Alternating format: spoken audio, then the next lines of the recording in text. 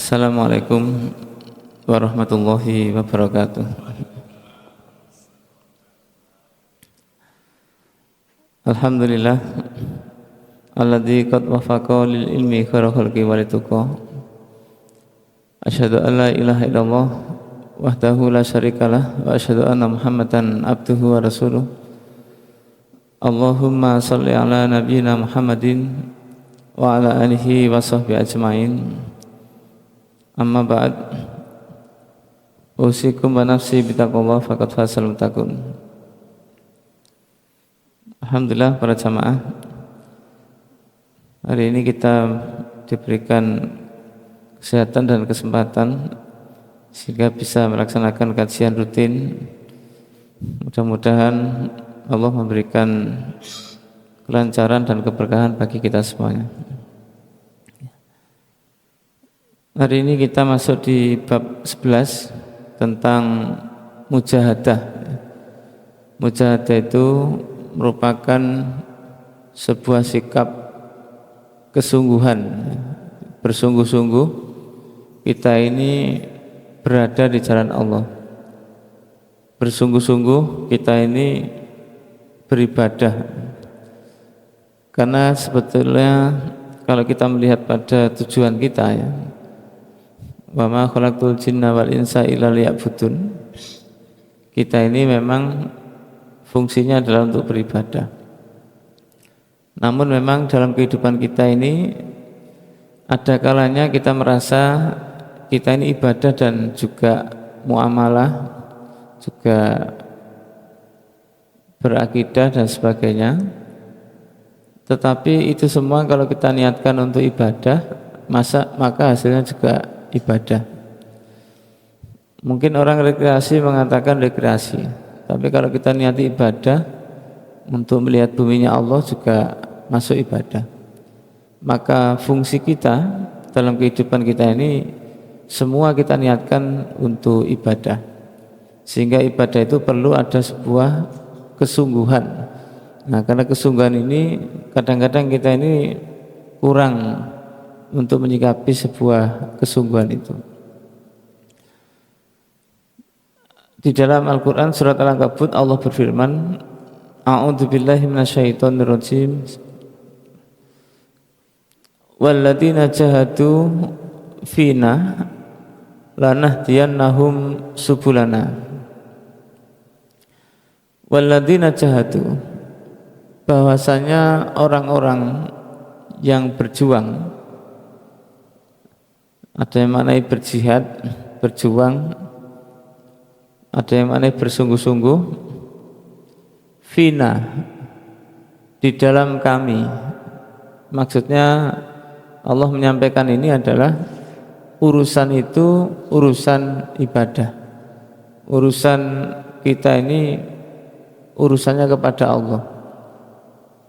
Kalau urusannya niat kita kepada Allah dengan bersungguh-sungguh, lanahdiyannahum, maka pasti akan kami berikan sebuah petunjuk kepada mereka.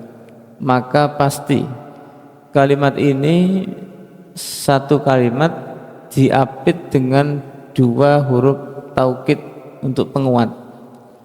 La di depan itu maknanya untuk tahqiq, di belakang ada nun taukid. Lanahdiyannahum, maka pasti akan kami berikan sebuah petunjuk pada mereka, subulana, jalan kami.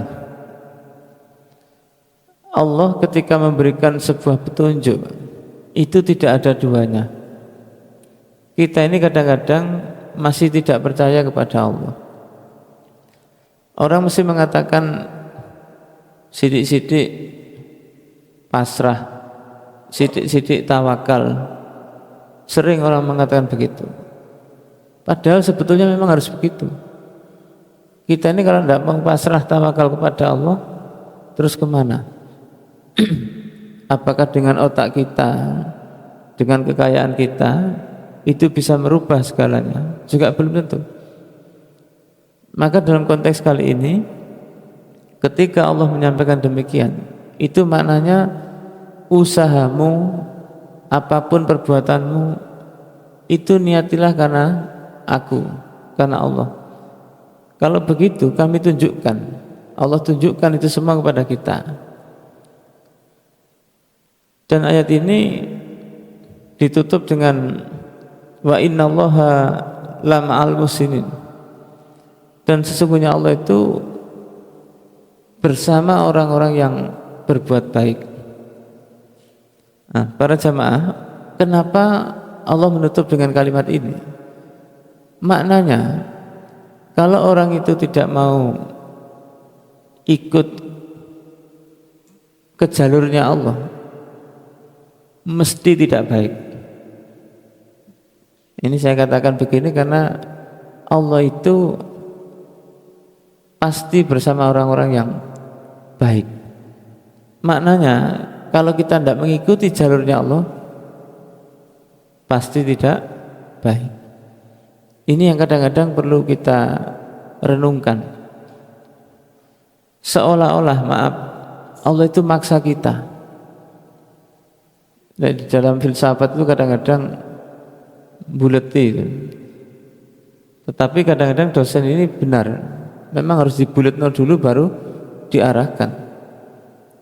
Maka manusia itu kadang-kadang begitu, merasa dia itu pengen tahu dan semuanya, punya kekuatan itu, maka dia tidak sadar bahwasanya kita ini harus berjalan di jalannya Allah supaya selamat. Coba bapak-bapak, para jamaah ini, ibu-ibu, ketika kita ini tidak ngerti jalan, kita punya HP, apa yang kita lakukan, Pak? Mesti minta Google Map. Biasanya orang-orang itu begitu. Sebetulnya orang dengan Google Map itu kadang ada yang iman, kadang ada yang tidak.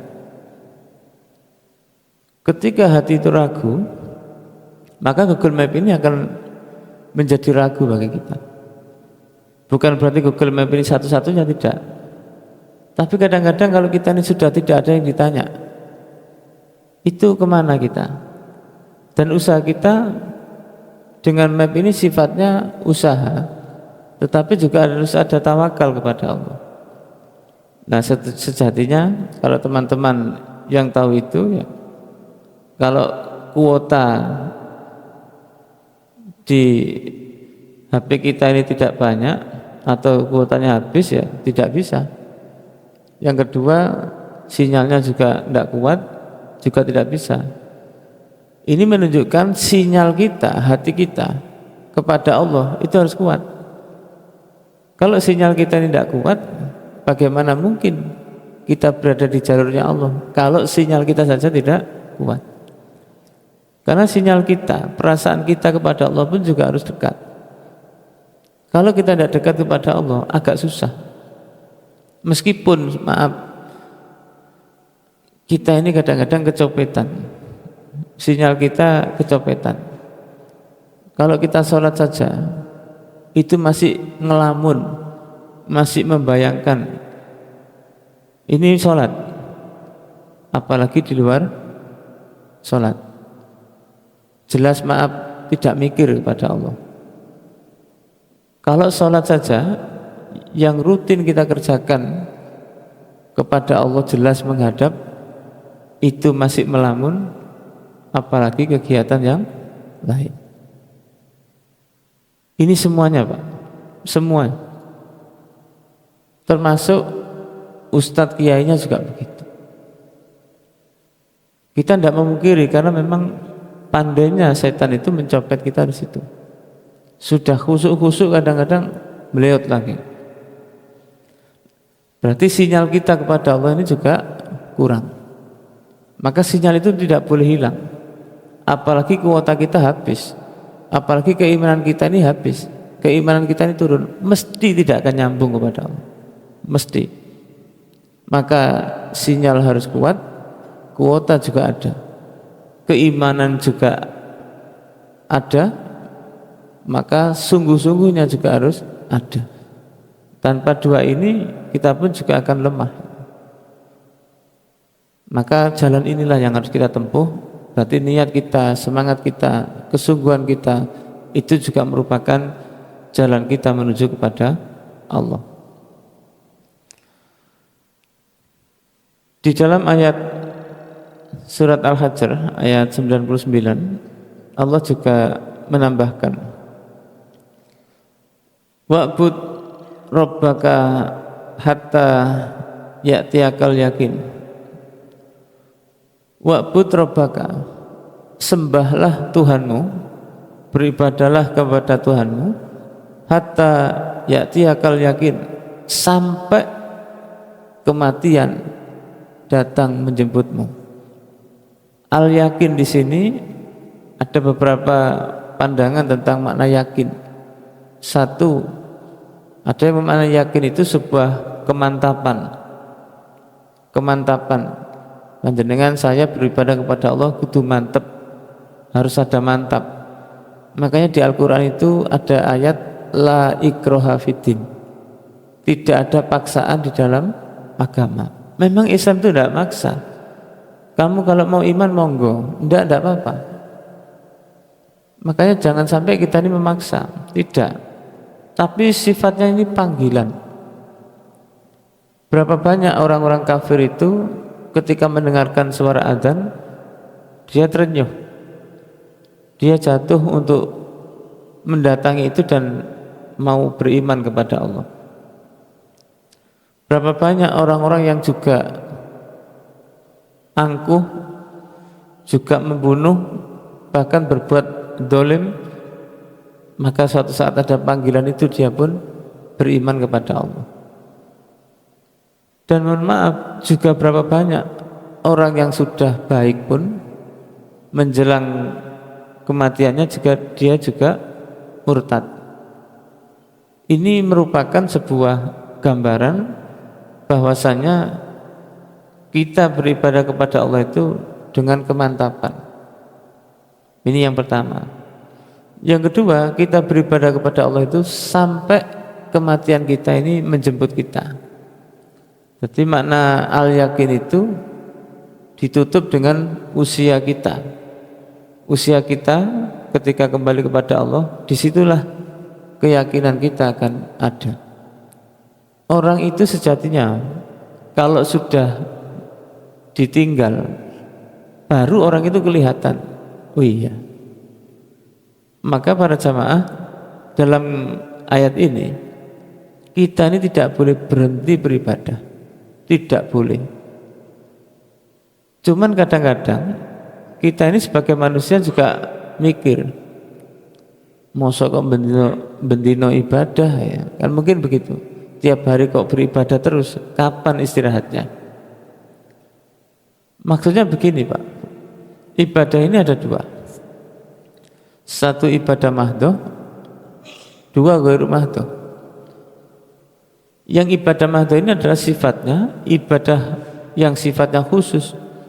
Dalam tanda kutip khusus itu memang sudah ada patokannya, sudah ada ukurannya, sudah ada dalil-dalilnya, tinggal kita ini mengikutinya. Ini namanya ibadah mahdoh.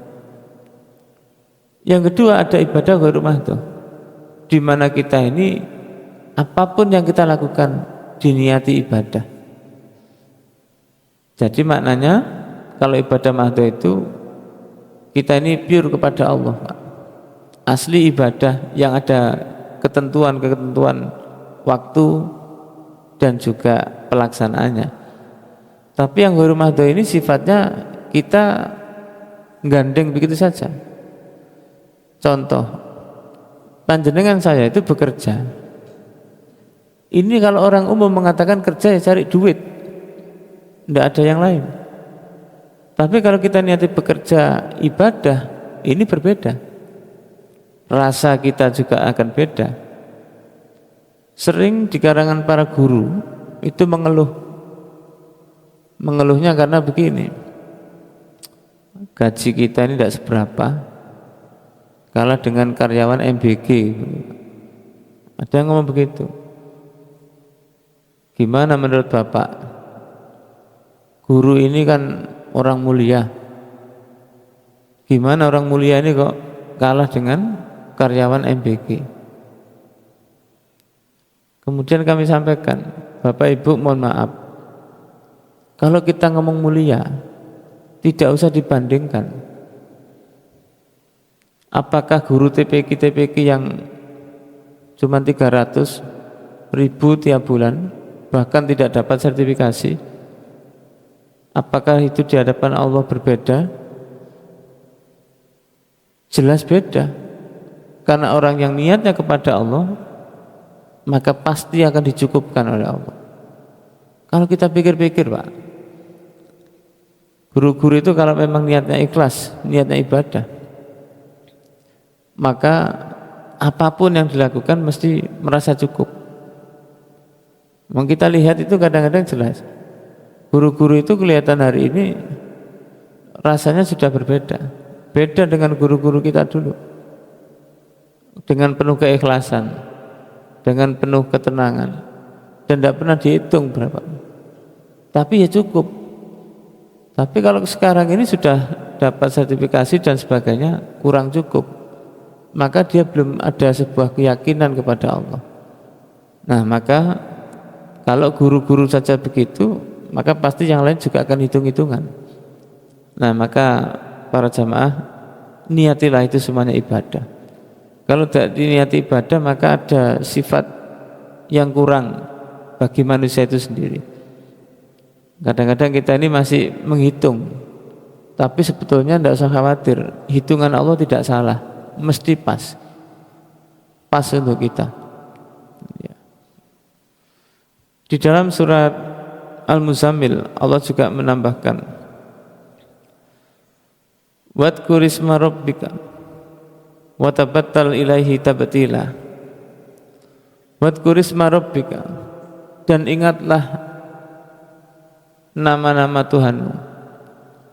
Nama-nama Tuhanmu diingat itu maknanya kita ini senantiasa berzikir kepada Allah dimanapun. Kadang-kadang jujur Bapak Ibu, kita ini zikirnya kan biasanya habis sholat. Nah, berarti maknanya kalau pas tidak sholat, kira-kira zikirnya jalan enggak? Ya. Kalau jalan, alhamdulillah, luar biasa. Kalau yang setelah tidak sholat masih berzikir, ini levelnya sudah setengah malaikat, Pak. Levelnya sudah naik pangkat.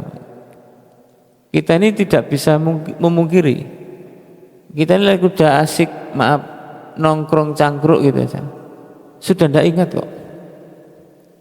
Yang di rumah saja tidak ingat kalau sudah ngobrol itu, apalagi maaf kepada Allah, agak tidak mungkin juga itu.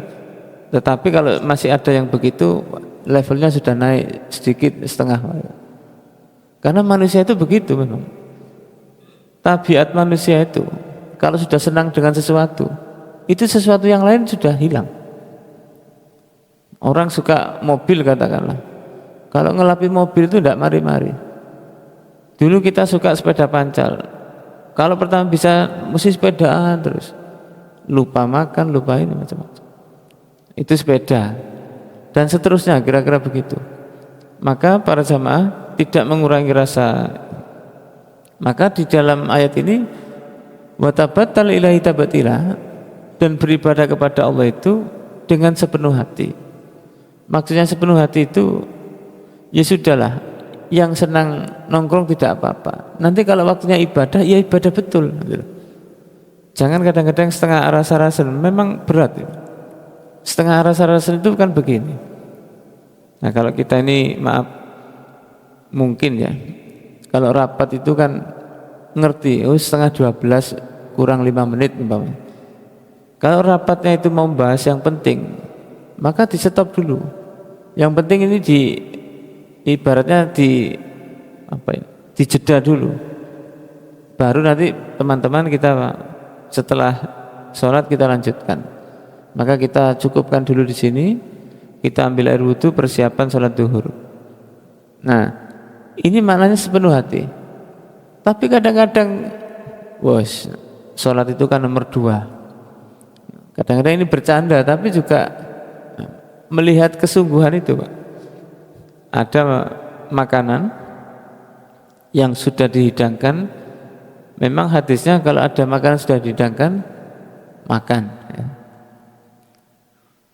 Namun dalam konteks kita ini beribadah, kalau sebetulnya kita ini masih bisa menahan itu, dalam arti tidak kepikiran makan, maka upayakan kita ini sholat terlebih dahulu. Kalau rapat di lantai 4, makan di lantai 3, sholat di lantai 2 katakanlah. Yang dimaksud dengan adanya makan dihidangkan itu, di hadapan kita sudah ada makanan, perut kita pun juga lapar. Maka kalau sudah begitu ya kita tidak ada lain, selesaikan makan itu dulu. Tapi kalau tempatnya sudah berpisah, tidak kelihatan, dan kita pun masih bisa menahan itu, maka dahulukan ibadah kita kepada Allah. Sifatnya begitu. Maka dengan kesungguhan itu, hati kita akan tergerak terus. Karena orang yang bersungguh-sungguh ini juga jarang-jarang juga. Sekarang jujur, jamaah pengajian dengan jamaah senam banyak mana, Pak? Ya. Okay. Ya kalau kita ngomong jamaah pengajian itu kayaknya tablik akbar. Kalau tablik akbar baru besar gitu Pak ya. Tapi kalau hanya begini ya bisa dihitung jari. Kadang-kadang manusia itu diajak pengajian itu masih merasa ya wis ngono ae gitu. Tapi kalau kalau senam itu kuwaya dapat semacam kekuatan, golek senam sehat. Padahal kalau dipikir-pikir, orang itu meninggal setelah senam itu banyak loh. Banyak, bukan ngomong ada ndak, banyak. Ada yang habis gowes, apa yang renang, sepak bola mati, bulu tangkis mati, basket mati, olahraga semua itu. Tapi ya enggak, jarang menemukan orang habis pengajian mati loh, jarang. Atau pas pengajian mati ya jarang, Pak. Enggak nemu. Padahal kita ini harap-harap, ya Allah, mati dalam pengajian ini husnul khotimah enggak, Pak? Senang. Tapi kan jarang, ya Allah, matikan saya dalam pengajian. Nanti waktu pengajian enggak datang karena takut mati, Pak. Padahal sebetulnya itu yang dicari. Meninggal dalam pengajian itu luar biasa, Pak. Tapi kan tidak ada orang nyari nanti mati pengajian. Dan sebetulnya pengajian itu membuat kita sehat. Nah, kenapa ya? Karena kita diajari untuk ketenangan hati. Menurut Ibnu Sina, dokter Islam kita, Ibnu Sina menyampaikan ketenangan itu separuh obat kita. Ketenangan hati ini separuh obat. Makanya kalau kita ini tenang, semuanya jadi longgar, jadi aman itu. Maka ibadah ini jangan sampai di. Satu lagi Pak, di Al-Quran Allah menyampaikan,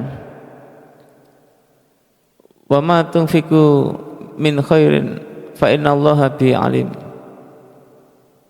Apa-apa yang kamu infakkan dari sebuah kebaikan, maka Allah akan tahu.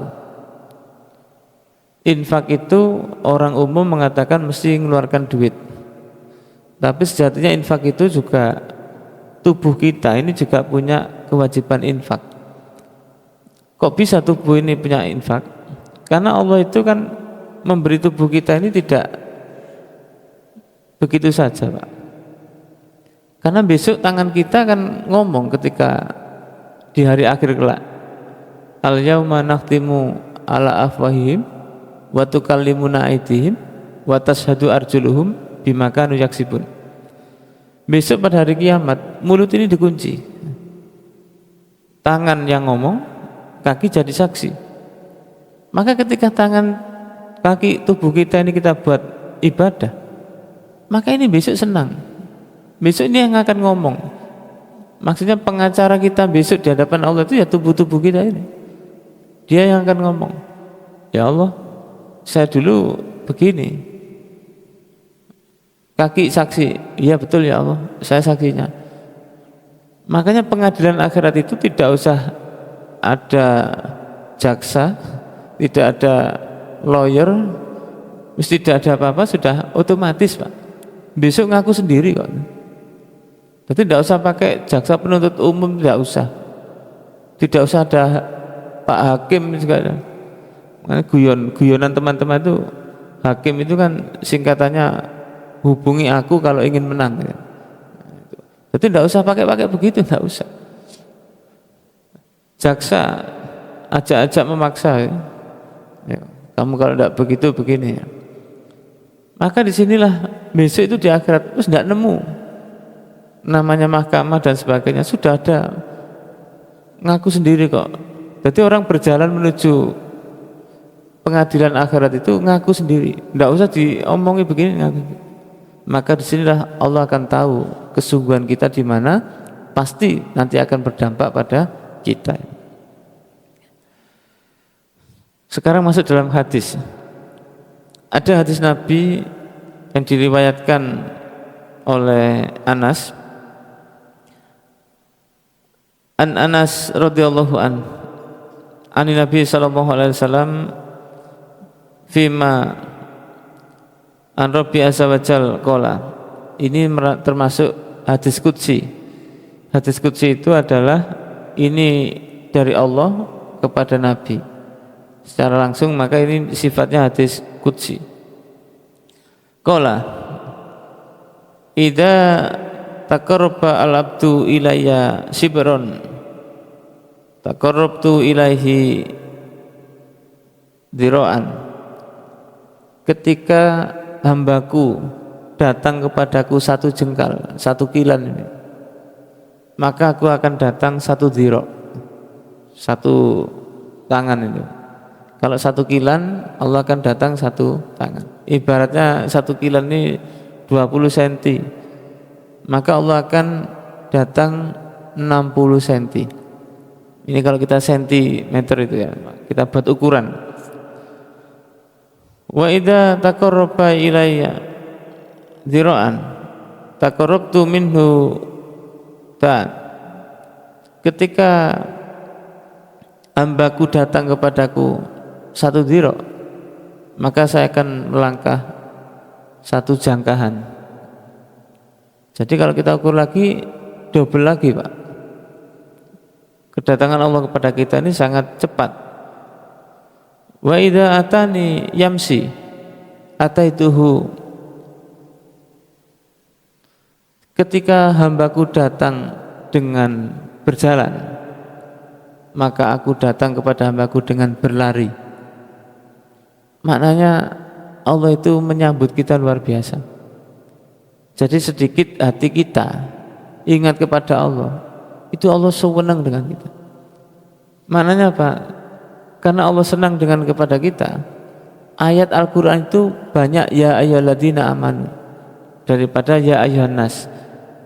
Wahai orang-orang yang beriman, itu mesti Allah mengatakan begitu. Dan itu lebih banyak daripada wahai manusia. Kenapa? Cintanya Allah kepada kita ini luar biasa. Maka kalau kita tidak merasa dicintai Allah itu kan salah. Ini hadisnya. Kita datang satu langkah, Allah berjalan. Kita datang berjalan, Allah berlari. Makanya kalau manusia itu pengen sukses ya, itu kan ada azan hayya 'alas shalah, maka kan disambung hayya 'alal falah. Ketika kita mendatangi sholat itu, ketika kita ini berzikir ingat kepada Allah itu, as-sholat itu kan dimaknai sholat secara biasa ini, ada yang dimaknai as-sholat itu kita ingat kepada Allah kapanpun. Maka ketika kita ingat kepada Allah kapanpun itu, maka kita pun akan diingat oleh Allah. Dan di sini para jamaah memang repot, tapi ini harus dilatih. Kesungguhan kita kepada Allah itu memang penting. Minimal yes, waktu ngaji itu Pak, minimal. Dan paling efektif itu memang ngaji ini. Jujur ngaji ini sejatinya kenapa kok efektif? Karena setan itu lewat waktu kita ngaji itu ndelik, tidak beraksi. Tapi yang jenengan sholat, setan itu beraksi. Kalau tidak percaya coba dicek. Jadi waktu ngaji itu kan jenengan saya. Ini sahabat ya, datang ke Nabi tanya, ya Rasulullah, kenapa ya kita ini lek ketemu panjenengan ketemu panjenengan itu kok semangat saya tinggi, tapi lek balik ke rumah kok ngelewes, bahasanya begitu, ngertos ngelewes Pak ya. Nah, kok ndak semangat itu loh, kenapa? Ini sahabat Pak, curhat ke Nabi. Maka saya jenengan juga begitu, lek ngaji itu kan semangat. Iya ya, kenapa? Setannya delik dhisik dan setannya pinter. Wis ojo diganggu sik, percuma. Sik ono gurune jarno dhisik gitu loh. Saya tuh lek ngaji di depan Pak Yai juga begitu, di depan. Di depan sendiri. Enggak pernah ngaji di belakang, enggak pernah. Itu lek terlambat baru saya di belakang. Tapi jarang-jarang. Nah itu maknanya apa? Karena disitulah kita ini mendapatkan asupan. Makanya ngaji itu kadang ngenei, kadang ngaji kok kenaan, kadang ada berpikir begitu. Ini bukan kenaan, karena keterangannya pas begitu. Saya pernah punya teman protes, Mas, sampai lek ngaji kok ngenei aku wae gitu. Lho sing ngenei ya sapa? Wong babnya ini urut. Kecuali babnya saya lompat-lompat. Nah, kalau saya lompat-lompat baru ngenei enggak apa-apa. Ini lo urut. Ya maknanya berarti alhamdulillah lek kenaan. Kenapa? Ya kena obat itu aja. Nah, maka di dalam mengingat kita kepada Allah itu merupakan bentuk kesayangnya Allah kepada kita, Pak. Nah, kalau kita sayang betul ya, maka itu harus kita lakukan bersama-sama. Ada kemudian dalam hadis lagi Nabi juga menyampaikan an Ibni Abbas radhiyallahu anhuma qala Rasulullah sallallahu alaihi wasallam nikmatani maghbunun, dua nikmat yang membuat kita ini akan rugi fihima, di dalam dua nikmat itu. Apa itu? As-sihhatu wal faraghu. Dua nikmat, maka nikmat ini ada dua, satu berupa kesehatan, dua berupa kesempatan. Kesehatan dan kesempatan ini semacam uang yang bolak-balik. Ada orang itu sehat, tapi kesempatan ini tidak diberikan, maka dia tidak akan bisa kok beribadah dengan baik. Sehat orangnya, tapi kesempatan tidak diberikan oleh Allah, maka dia tidak akan sempat. Maca Quran juga sempat, ngaji pun juga enggak sempat, apapun tidak sempat. Karena apa? Nikmat itu dicabut oleh Allah. Maka kalau kita punya kesempatan, jangan disia-siakan. Ngaji dulu.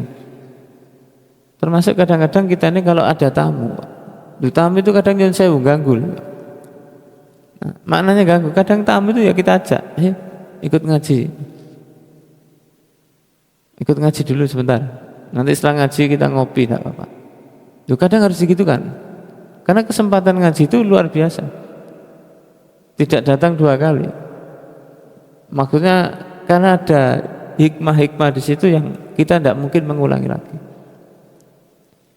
Yang kedua berupa kesehatan. Ada orang itu pengen sempat ibadah, tapi kesehatannya tidak mampu. Dan itu ditunjukkan banyak oleh Allah. Ada orang itu haji, sehat haji, berangkat tuh haji sehat. Sudah usah khawatir, nanti kalau sampai Mekah aku yang ngurus kamu. Koyok sehat begitu. Ternyata sampai di Mekah, sampai langsung sakit, tidak bisa berbuat banyak.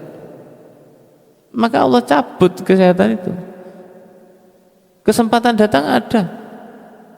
Karena apa? Duit juga ada, kemudian juga porsi haji juga ada, berangkat ya. Tapi sampai sana tidak bisa ibadah. Kenapa? Kesehatan dicabut. Kalau kita melihat begini, memang dua nikmat ini kadang-kadang terlupakan. Maka di antara kita, mumpung ada kesehatan dan kesempatan, manfaatkan untuk beribadah kepada Allah dengan semaksimal mungkin. Apakah kita beribadah kepada Allah itu nunggu kalau kesehatan kita diambil? Apakah kita ini beribadah kepada Allah nunggu kesempatan itu juga diambil? Kalau sudah diambil, tidak bisa berbuat banyak. Tidak bisa. Dan agak susah memang. Nah, ini merupakan kesungguhan yang harus kita lakukan. Karena dua nikmat ini sangat-sangat kita sadari itu merupakan hak prerogatifnya Allah. Jadi sehat dan sempat itu memang nikmat yang kita rasakan. Kayak ada orang itu, makanya kan orang itu kalau sudah sehat itu merasakan sudah dapat segalanya. Orang itu kalau merasakan sehat, makan apapun juga enak. Tapi kalau sehat itu dicabut sedikit aja, dengan dikasih mungkin sakit gigi, cabut sedikit lagi sariawan. Loh, kena gitu aja sudah bingung, Pak. Makan sambal tidak enak, makan biasa juga tidak enak, itu sudah otomatis. Maka dua nikmat ini yang menjadikan kita, ibadah kita menjadi mantap, menjadi senang. Kemudian dalam sebuah hadis lagi, an Aisyah radhiyallahu anha, anna Nabiya sallallahu alaihi wasallam kana yaqumu minal lail, Nabi melaksanakan salat malam. Dalam salat malam ini Nabi jenengan pirsa kan, Nabi itu kalau sholat lama, Pak, sampai kakinya itu bengkak. Ringkas cerita, Siti Aisyah itu ngomong, ya Rasulullah, jenengan ini kalau wis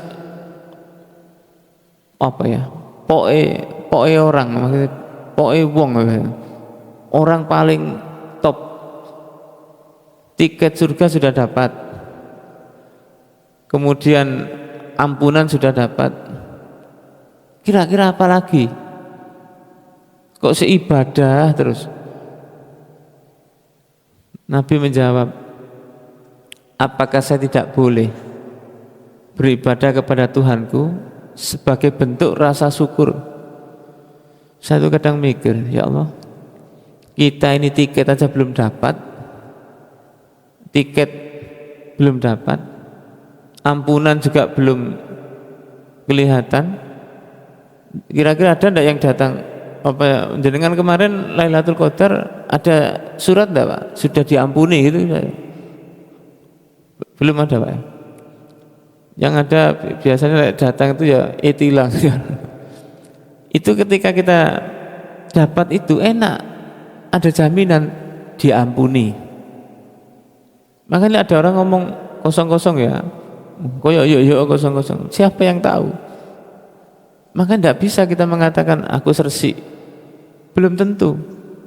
Maka kalau sudah ada jaminan, maka disitulah.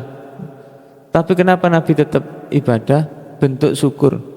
Maka Bapak Ibu para jamaah, bentuk syukur itu kelihatan pada orang ketika dia sudah dapat nikmat luar biasa, maka dia tetap beribadah. Itulah orang-orang yang bersyukur.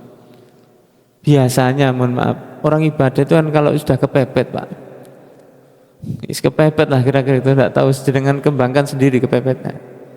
Dapat masalah, sholatnya gedu, ngajinya gedu, proyeknya belum cair, gedu. Tapi cair itu pura-pura lupa. Nah itu tapi kan di luar sana, Pak. Tapi yang Masjid Ar-Rayyan ini tidak begitu. Dapat nikmat ngaji terus gitu. Dapat nikmat juga ini. Ya, ini merupakan bentuk syukur. Nah, mudah-mudahan kita ini termasuk orang-orang yang begitu. Wallahu a'lam shawab. Ada pertanyaan, Pak?